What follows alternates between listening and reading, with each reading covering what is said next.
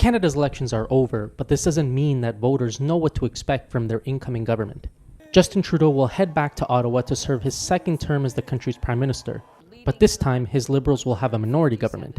After winning 157 seats in Canada's 338-member House of Commons, down from 186 in the last election. Given that Trudeau will need at least 13 votes to shore up support for his initiatives, this could open the door for some good news for progressives and working people, says activist and political analyst Kofi Acheampong. The NDP, I think, really has a chance to pull the Liberals more.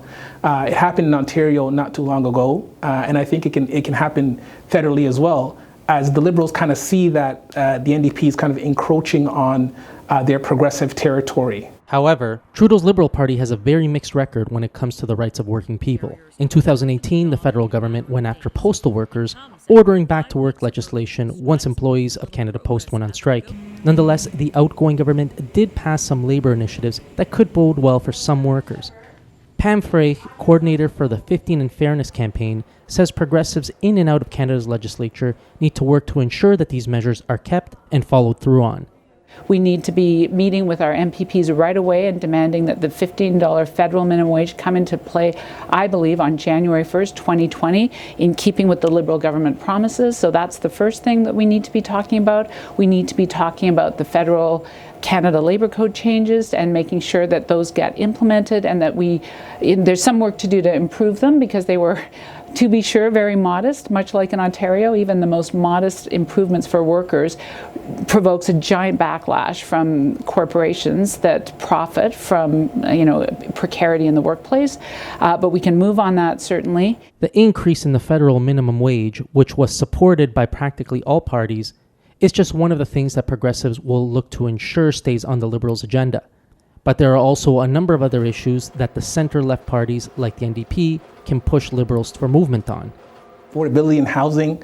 We have a housing crisis in this country. From Montreal to Toronto to Vancouver, people cannot afford homes. Housing is a central issue. My feeling is that the climate justice movement is perhaps one of the most important movements of our time. Not only is it a matter of practical reality that time is limited and we need urgent action, but I think the frame that the youth-led narrative is bringing to the table is something that really lends itself to a global perspective, to a perspective of international solidarity, a perspective that really challenges, the power of the corporations to put profit before people.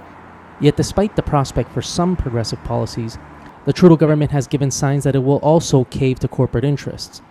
Just days after the vote, the Liberals announced that they will double down on the Trans Mountain Pipeline, a controversial oil project in British Columbia that generated considerable backlash from environmental and Indigenous groups. This despite Trudeau's emphasis on Indigenous rights throughout the election campaign, as well as his pledges for bold climate change action. So the Liberals have purchased a pipeline that they seem to be fully intent on moving forward with. The NDP have been very critical of Trudeau for that. I mean, the Greens as well. They've kind of called him out as a fake climate activist, someone who doesn't take climate change seriously. So I mean, it remains to be seen, I think, how they're going to navigate that, because that's going to be the one area that I think they're going to find themselves at different ends of the spectrum.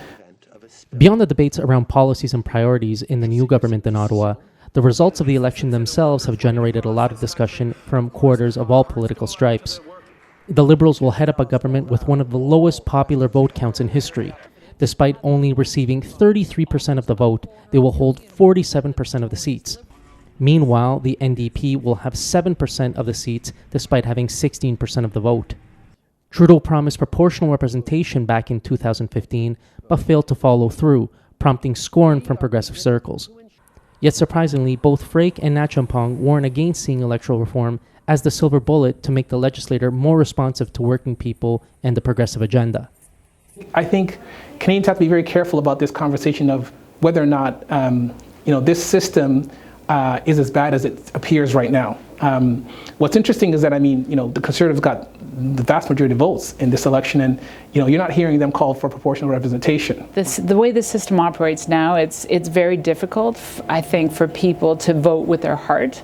So I think some sort of proportional representation is probably going to be very important, although I don't think it's going to be the panacea that most of us think. I think ultimately the real power to change doesn't necessarily come from Parliament. I think it comes from people being mobilized in their communities. And when we're organized enough and strong enough and powerful enough, even the most conservative leaders, it can implement a progressive agenda. And I think for me, I see the source of power in the, workers being organized in their workplace, with their allies in the community, and putting forward an agenda that really lifts everyone out. Trudeau will swear in his cabinet on November 20th, promising gender balance.